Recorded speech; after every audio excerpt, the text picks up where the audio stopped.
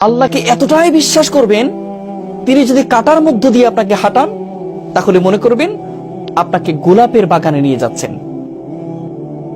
আপনি যদি যে কোনো কষ্টে যদি থাকেন, আপনি যদি ব্যথিত হন, আপনি যদি আঘাতপ্রাপ্ত হন, তাহলে আপনি মনে করবেন আপনার আল্লাহ এই কষ্ট দেওয়ার মানেই হলো আল্লাহ আপনাকে ওয়ালা সাউফা ইয়াতিকা রাব্বুকা ফাতারদা, এমন কিছু দিতে যাচ্ছেন সেটা পেলে তুমি খুশি হয়ে যাবে।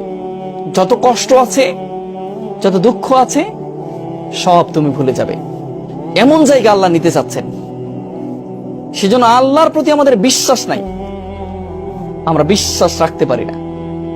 আমরা রাখতে পারি না যে আমার আল্লাহ আমার সমস্ত কষ্টগুলো মুছে দিবেন।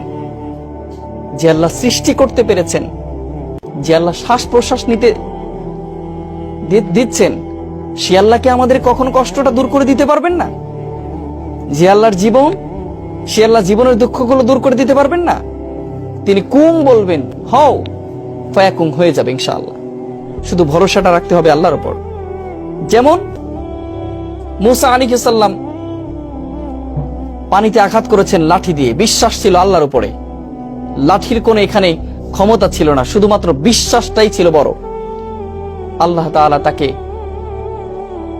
12টি রাস্তা তৈরি করে তাকে বাঁচিয়েছিলেন।